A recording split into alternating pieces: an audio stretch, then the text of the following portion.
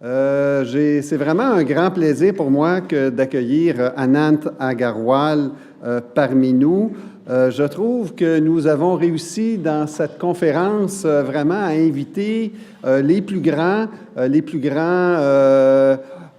parmi nos voisins en Ontario, nos voisins à Vancouver, nos voisins en France et nos voisins aux États-Unis. Alors, Anant Agarwal est professeur de génie électrique et d'informatique au MIT, mais il est aussi et surtout le PDG d'EDX, une initiative d'apprentissage en ligne fondée par Harvard et par le MIT. Il a enseigné le tout premier cours EDX sur les circuits électroniques au MIT, un cours qui a attiré, écoutez bien, 150 000 étudiants de 162 pays. Alors, quand on parle de Massively Open Online Courses, donc ça donne une dimension vraiment différente au mot massif. Anant est un entrepreneur prospère. Il a remporté le prix Maurice Wilkes pour l'architecture informatique et les prix Smolin et Jamieson du MIT pour l'enseignement, plus de nombreux autres que je ne vous énumère pas ici. Anant, merci d'être parmi nous.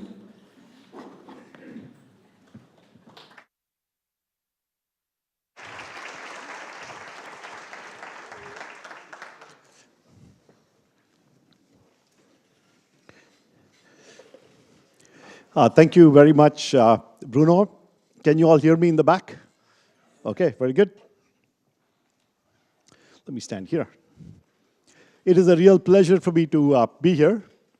And I was pleasantly surprised to see some of my friends from the other French part of the world, France, Catherine Mongenet.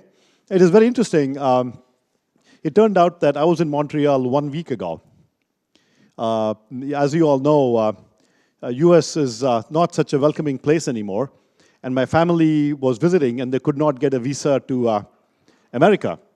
So my brother, they got a visa to Canada. So we all came to Montreal, and we met in Montreal.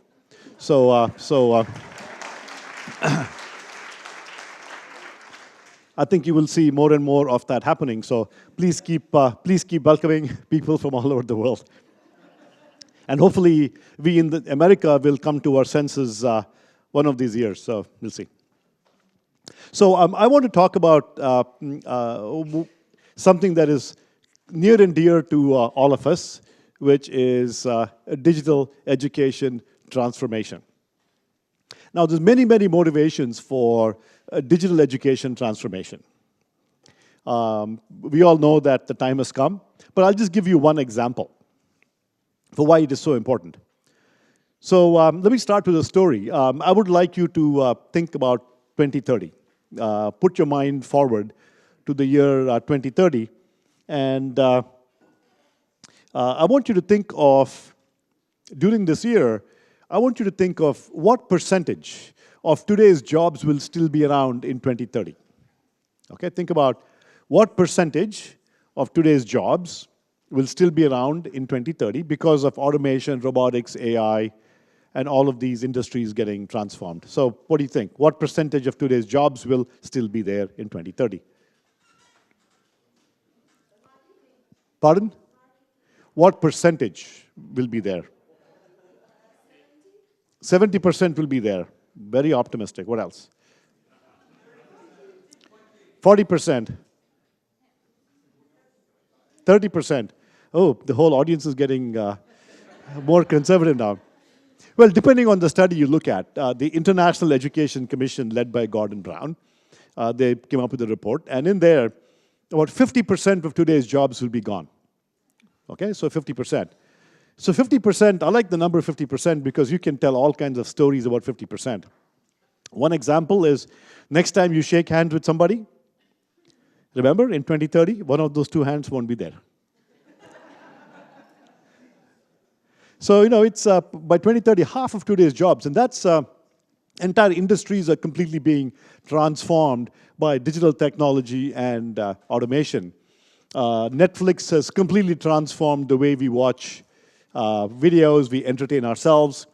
Airbnb has completely changed the way the hotel and the hospitality industry works. And of course, Uber has completely transformed the whole transportation. Tesla as well. So Ubers will be pushing Teslas around soon. So So all of these industries are completely transforming entire industries. And, but if you look at education, a digital transformation has not really come to education in a big way. One could argue that education hasn't changed too much in the past many hundreds of years. So just last week, I was in Salamanca. So Salamanca is about 2 hours from Madrid. I was giving a talk. There was a rectors conference held by Universia, Banco Santander. 800 rectors from all over Latin America had gathered there, and I gave a speech there. And Salamanca University is 800 years old. And I promise you, some of their classrooms look the same. And so our education system has not had wholesale transformations, and digital transformation is coming. As I said, as the jobs change in the future, so must our education system. Just imagine if half the jobs change, all of those people are not going to be out of a job. They're going to get new jobs, which means that our education system must change to be able to reskill and upskill millions and tens of millions of people all over the world. We have a planet-scale reskilling challenge ahead of us. But the way our universities are structured today, the universities are not really involved in educating people that are already working. A university is educating. If you walk to a university, you see all young people running around, age of 18, 19, 20. But the world is going to change because of the future of work as newer and newer jobs come up. We'll need to think of how to educate and re-educate people continuously throughout life.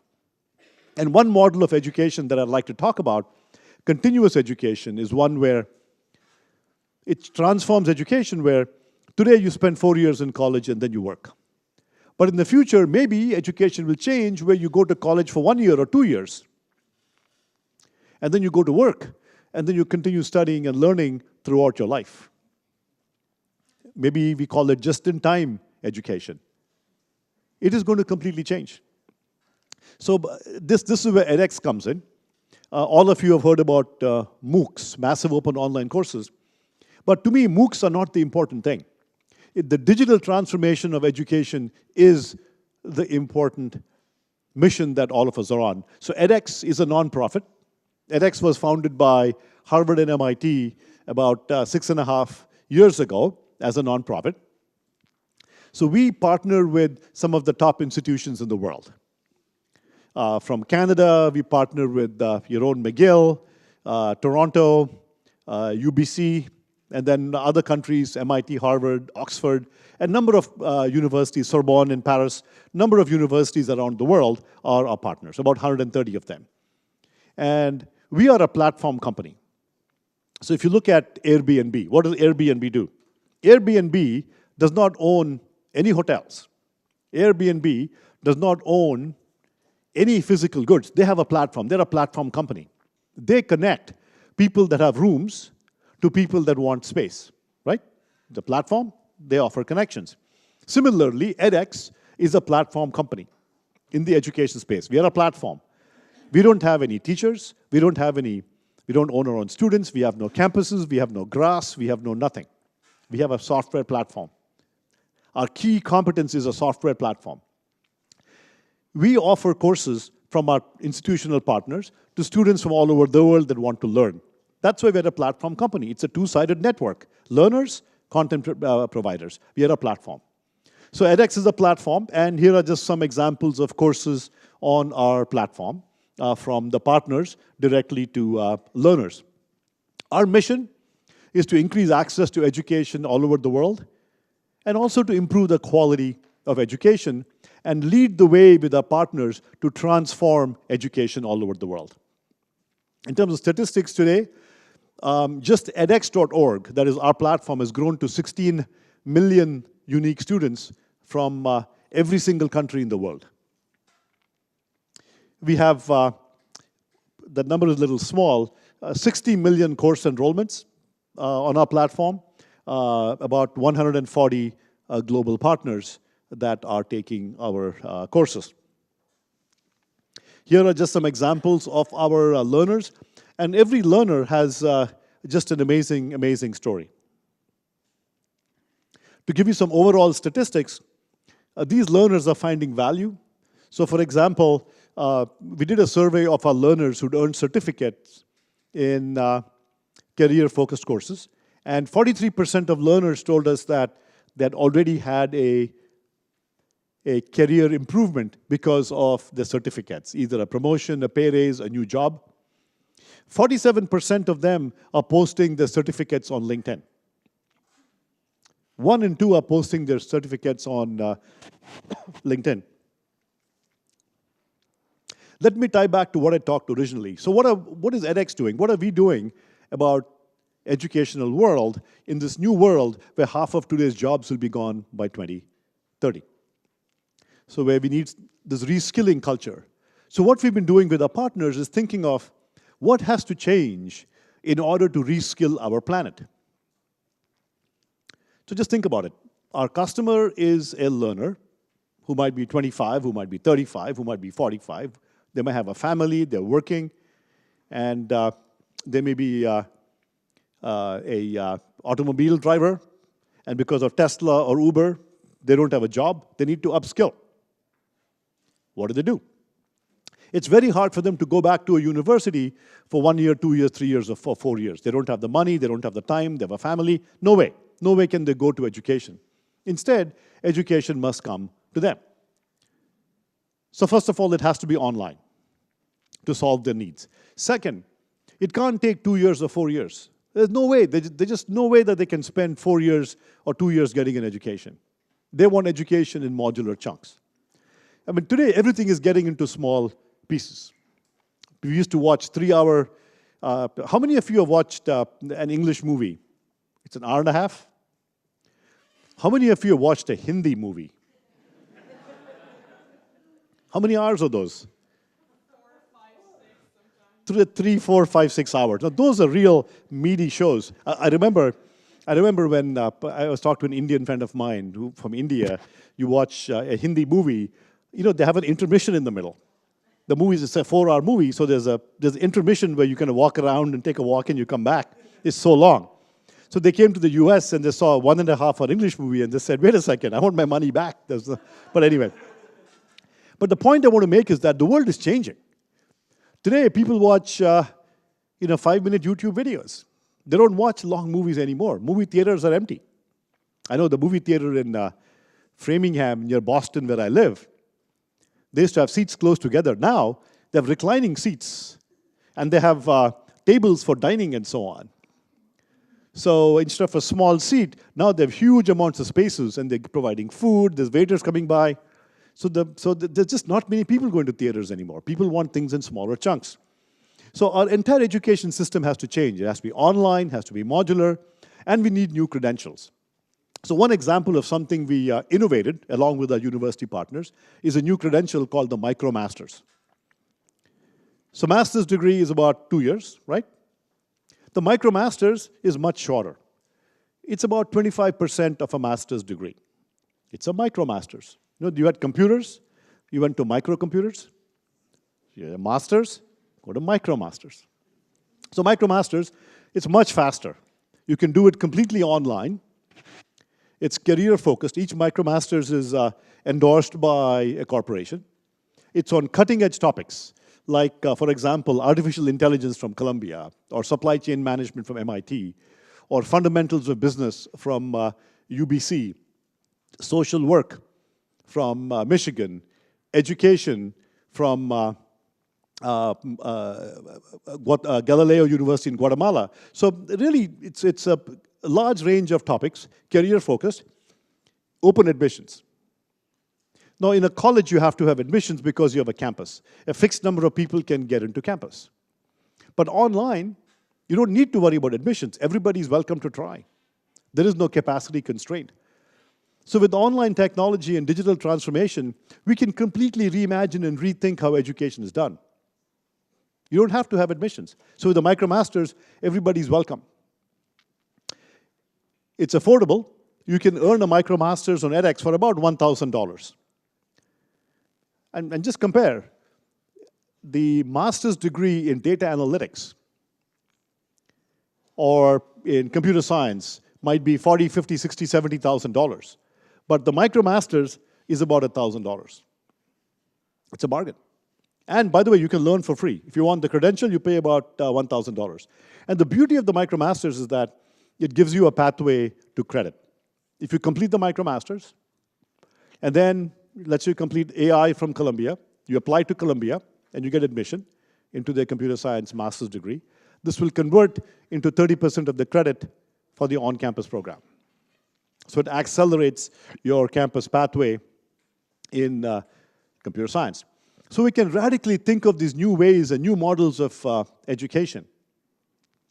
Even more exciting, many corporations are now stepping forward and endorsing these MicroMasters. So GE, for example, announced that they would guarantee an interview to anybody in the state of Massachusetts that completed a MicroMasters in supply chain management, in cloud computing, in cybersecurity, or in computer science. So it's pretty amazing how corporations are also stepping up. And this is just one example of a credential that might be a new kind of credential that we need for the 21st century. Just a story of a learner.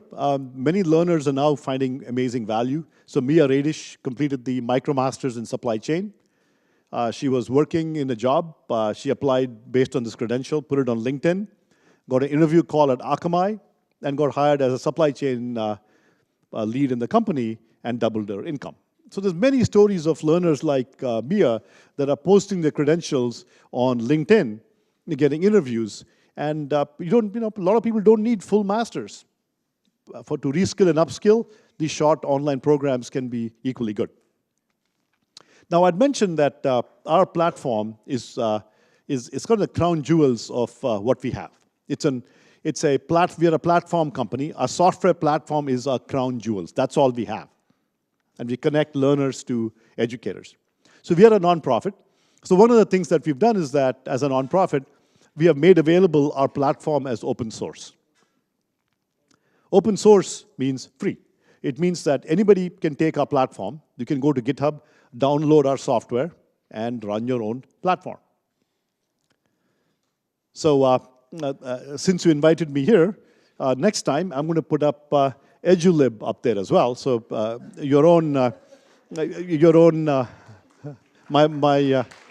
thank you. You have to invite me. So EDUlib will go up there. So EDUlib is an open edX platform, and it's the platform of your region. Similarly, China has Xuetang, based on open edX.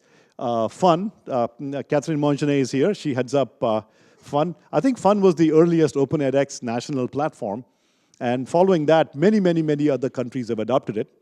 Russia has adopted it, OpenEDU.ru. I thought that was the coolest. Imagine Russia adopting an open source platform from the US and having their students learn. It's amazing.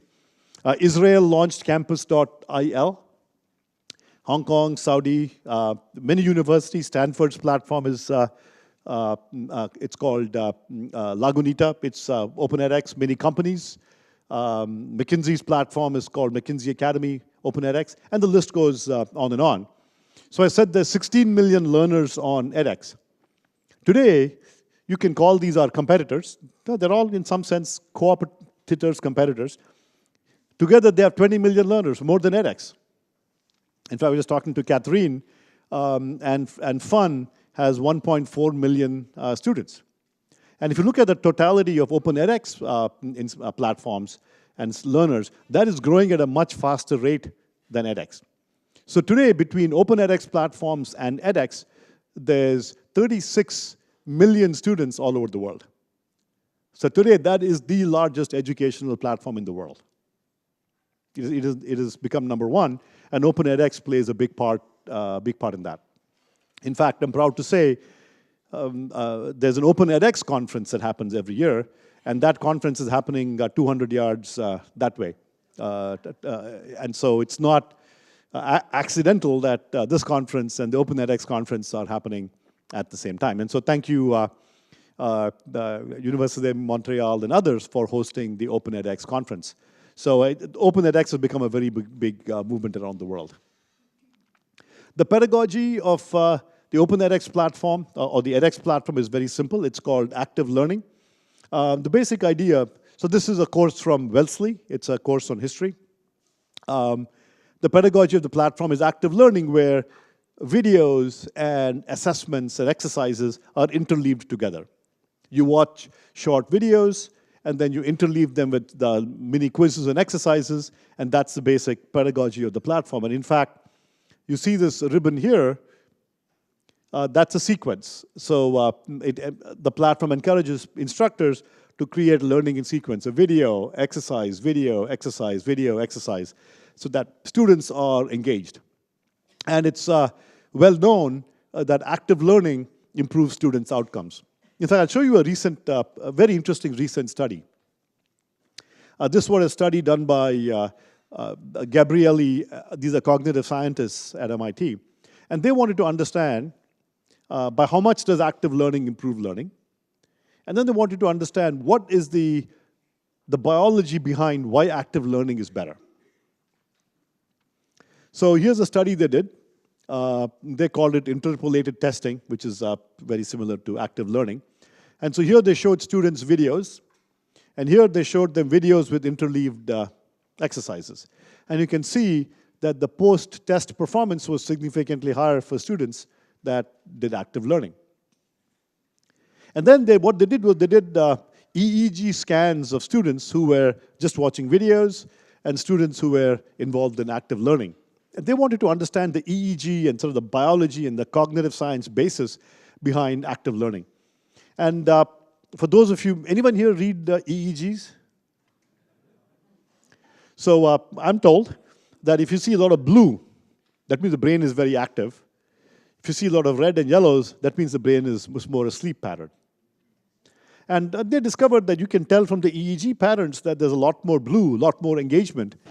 And so what this is saying is that our brains are wired in a way that active learning is a good match for our brains. So it's biological. It's simply biology that active learning is better than showing people videos as in kind of the standard lecture format. So in the last part of my talk, I'd like to dream a little bit with you and dream a little bit about what might the future of education look like. So if all of you are transformation people, else you would not be here, looking to transform education, what might education look like in the future? What are the trends? So I see three big trends. Modular education, omni-channel education, and lifelong education. There's also a nice acronym, MOL. Modular, omni-channel, lifelong. So let's look at each one in turn and try to understand that better. So modular education is education where instead of having full degrees, you do things in smaller modules. So one example is this. The MicroMasters is one example where you do a modular components. Instead of doing full degrees, you do modular components, pieces. Now, there's huge benefits to modularity. One is you can stack.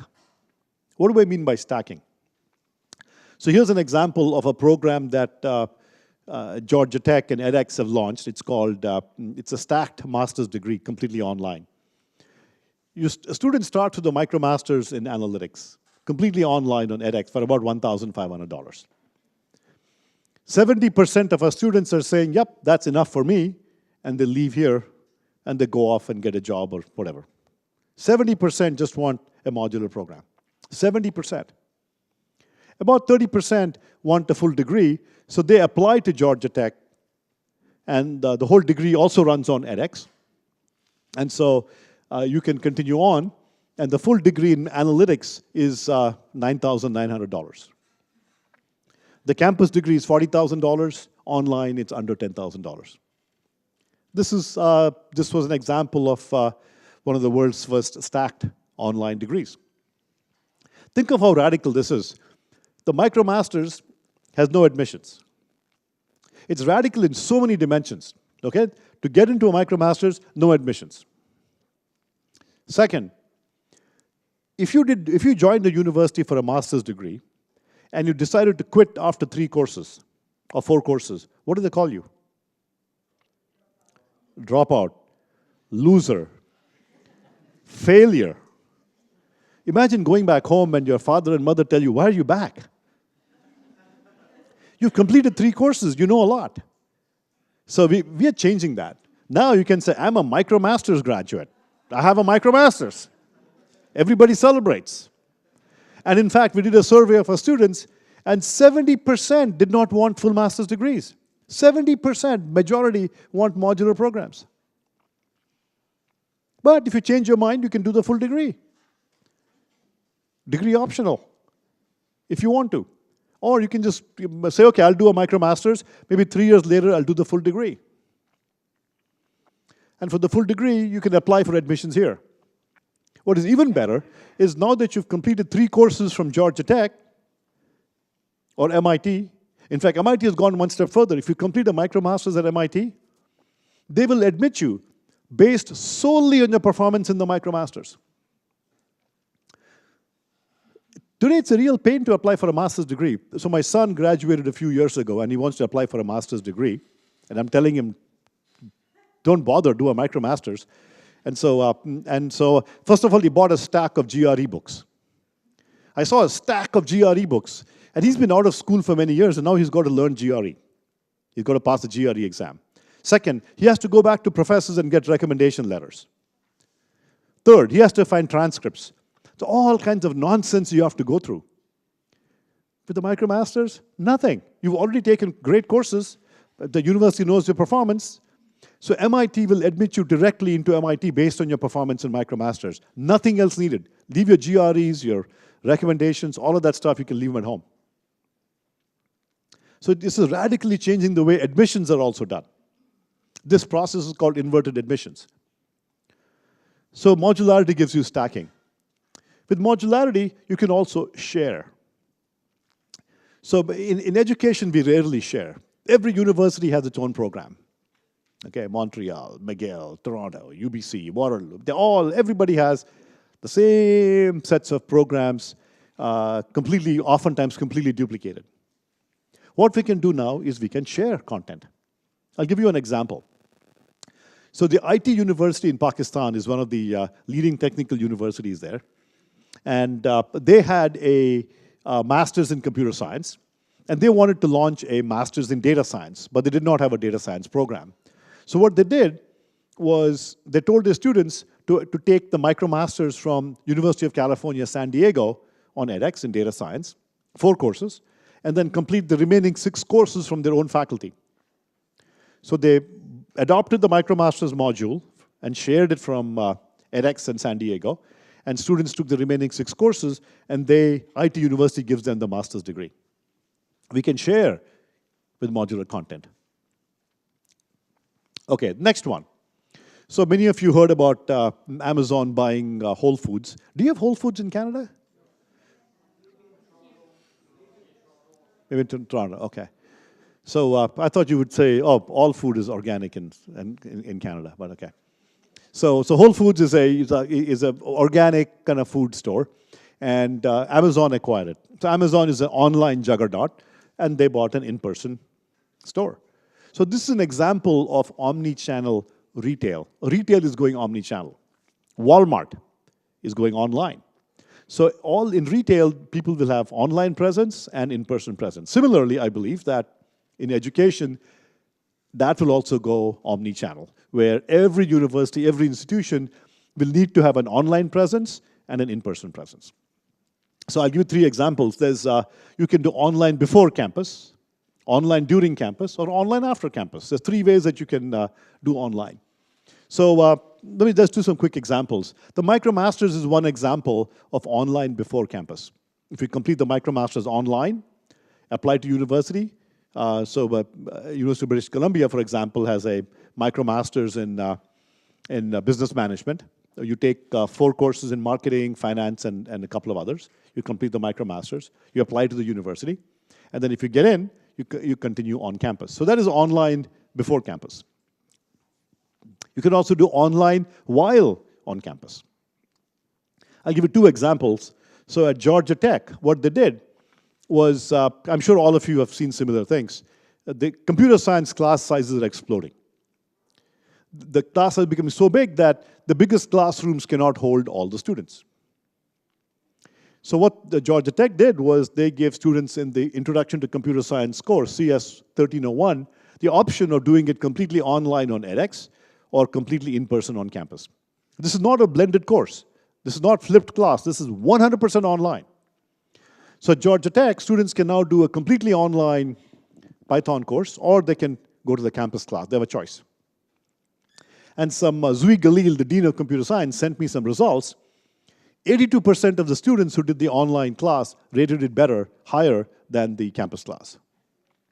Similarly, at MIT, students were able to take a circuits course 100% online and get credit on their MIT transcript. So we're seeing more and more universities now offering their campus students an online class in place of an in-person class. Now you might be wondering, why do that? Why would a university want to have students take a completely online class while they're on campus? What do you think? Is there any benefit to doing that? Any reason to have campus students take an online class? That's a benefit to the university. Space, money, bunch of things. But what about for the student? Pardon? Their own time. So at MIT, for example, I'll give you an interesting story. The way this happened was MIT would never have done it. But a number of students petitioned MIT to say, look, the circuits class is available on edX online. Can we take it? These were mechanical engineering students, and they said that the class from electrical engineering in circuits conflicted with the fundamental mechanical class. So they could never take the circuits class from EE. So they said, we can take the online class at our own pace, at our own schedule. And so that is one big benefit. Any other benefits to taking an online class? It's less expensive, although at MIT it's not, but we can completely change that. What else? Pardon? I know, it can repeat the content. So for me, when I used to sit in the class, 5 minutes was my magic number. After 5 minutes, I would stop following the professor. And after that, I would simply be sitting there copying notes with no idea what the professor was saying. How many of you have had that experience in the classroom? Sit there copying notes blindly with no idea what they're saying and say, I'll figure it out later, because I can't pause and rewind the professor. Online, students are telling me that it's interesting, they flip it. They actually don't watch the lecture. They start doing the homework. And while they do the homework, they go and learn the material as needed. And then sometimes they say they go and learn it 6, 7, 8 times of watching videos. In fact, for those of you who are using OpenEdX, if you haven't done so, we've also open sourced the mobile and the analytics platform, Insights. And in Insights, you should check it out, it's so cool. For each video, you get a graph of how many students watched the video at a given point and how many students rewound the video at a given point. And the beauty of that is you can go look at your videos and see, oh my God, students are rewinding the video 16 times here. So something's funny going on. You can go and improve your video. Or maybe say, oh, maybe I need to spend more time. So it's like having a microscope into your course. So there's all sorts of reasons for students to be able to take a class online. And in fact, at MIT, so online students reported significantly less stress than campus students because they could do it at their own pace. Finally, so that was modular and omni-channel. And again, I'm not saying that online is the way to go. I'm saying that universities have to go omni-channel, both online and in person. And then finally, lifelong. So we started this talk talking about how education is going to become lifelong. And people will be learning throughout life. And so as universities, we really have to think about how we cater to that audience. Because today, universities don't think about that audience at all. But in the future, that is going to be the major audience for learning, and education will be lifelong. And if we as universities don't play in that space, I promise you, for-profit companies are very happy to jump in and own that space. You know what Uber did to yellow taxi cab companies, right? If taxi cabs had innovated, if they had built an app 15 years ago or 10 years ago, Uber would never have happened. In fact, taxi cab companies have now built an app. How many of you have heard of an app called Curb? C-U-R-B.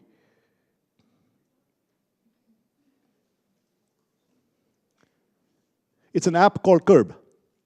Unfortunately, they built it last year. Too late. If the taxi cab companies had built Curb 10 years ago, Uber would never have happened. So it's not that Uber disrupted taxi cab companies. Taxi cab companies disrupted taxi cab companies.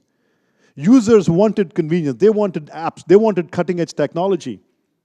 And yellow cabs were doing nothing. They were asleep. Therefore, Uber came in. Similarly, universities, we are in the same situation today. If we fall asleep, for-profits will come in and take over the lifelong education market. The good news is that we have our chance. You have open source platforms. Curb had to build their own platform. Uber did not open source their platform. You have open source platforms, and so far, there is no for-profit that is taking over the space. And so we have a real opportunity to be in complete control of our own destiny. If we don't grab the bull by the horns and transform ourselves, the same thing will happen to us that has happened to the taxi cab industry. So with that, let me stop, and I have time for a few questions. Thank you.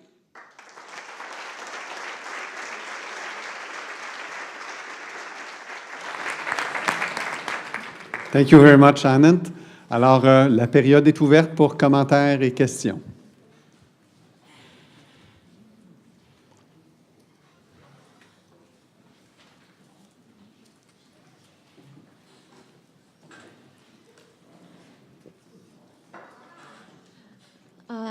Orzo Kamolova, Center of Teaching and Learning. I understand the joy of studying and learning online, and I know there is emergency on that, but maybe just me, but I don't find lots of research about how we could prevent, or if there are any technology emerging there about how to prevent cheating and plagiarism online. Thank you. It's a good question. The question is, are there any technologies for preventing cheating and plagiarism online? The answer is absolutely yes. Remember, for the MicroMasters, these students are getting admission into MIT or into UPenn or Columbia based in part of their grades in the MicroMasters. And so if I had more time, I'd talk about those technologies. So on edX, for example, we use virtual proctoring, where virtual proctoring, the concept is very simple. The camera watches the learner as the learner is taking an exam, and the video is captured. That video is compressed, shot into the cloud, and people watch the video later, and they can see you taking the exam. And so if you're cheating, if you're pulling out a little piece of paper and looking at it, they can see that. And you can be caught after. And so there's many technologies today, such as virtual proctoring, that enables pretty good quality at cheating prevention. They check your ID when you start. They watch all the audio in the room. So such technologies are getting better and better. Plagiarism detection, there's a lot of technologies. Today, there's all kinds of machine learning-based technologies that can, let's say, take 1,000 submissions, very quickly compare them, and find common patterns. And for that, for plagiarism detection, I'd say online technologies are way superior to human technologies.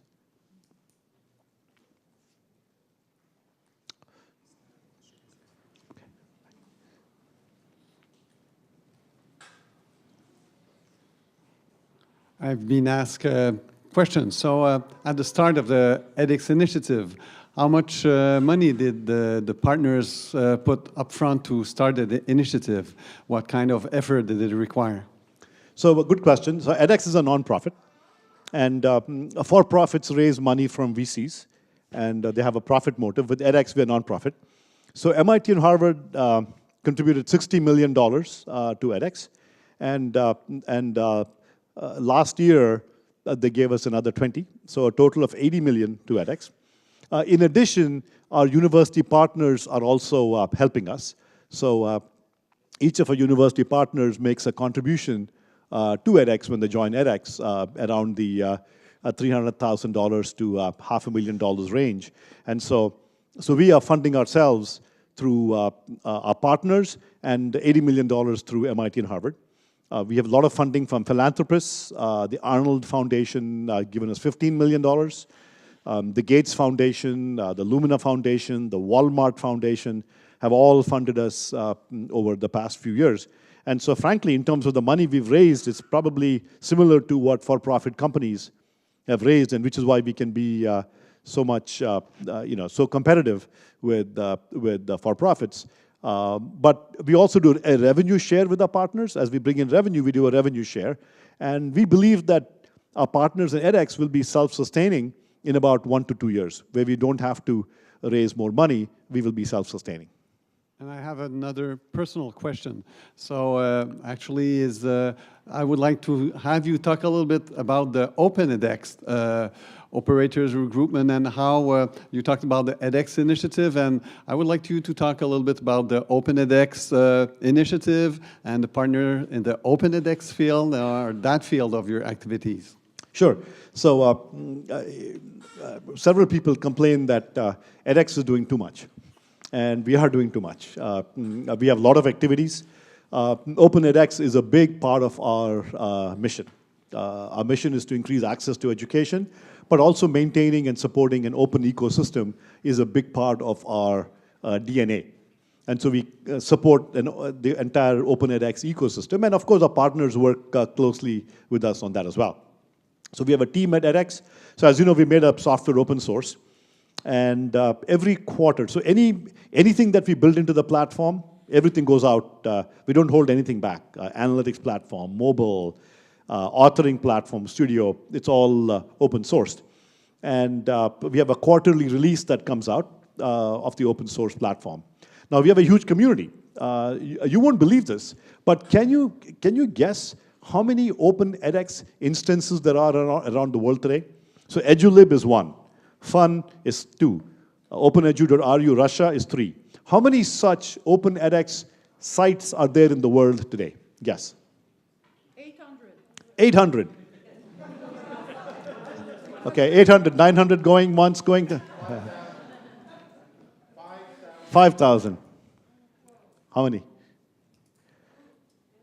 It was 800 in May of last year. So today it is 1,600. So it's growing exponentially. It's 1,600 today. There's 2,000 courses on edX. Anyone want to guess how many courses there are on Open edX? I have that number. I think it's about 16,000. 16,000. So you're all.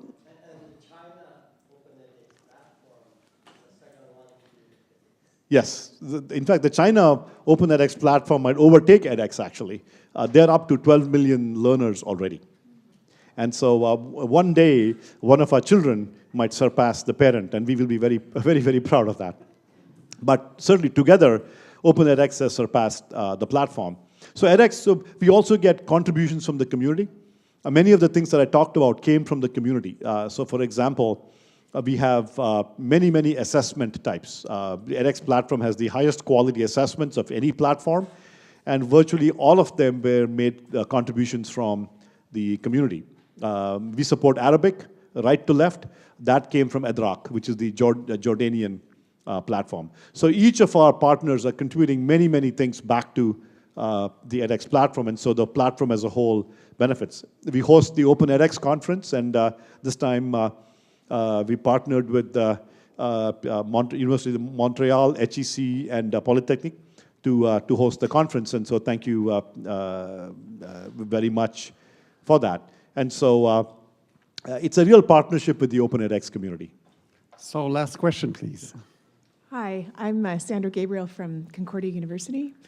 I have a question about working with corporate partners and what that looks like, how you selected them, and the role of the prof in relationship to working with the corporate partner. So edX, as I said, had about 140 institutional partners. I would say universities and colleges are about maybe 90% of that. But we do have many corporates who are partners, like Microsoft. We have nonprofits like the World Bank, IMF, IDB. We have NGOs like Amnesty International. So we really partner with some of the best in their fields, Linux Foundation, MongoDB Corporation. So really, when someone's the best in their field and they have and they can teach some material that is of huge demand for our learners, we will be happy to partner with them. And we have the same kinds of revenue share approaches. It's roughly a 50-50 revenue share that edX does with our partners. But really, I would say maybe 90% are universities and colleges. Well, thank you very much, Anand, for this interesting keynote. Thank you all.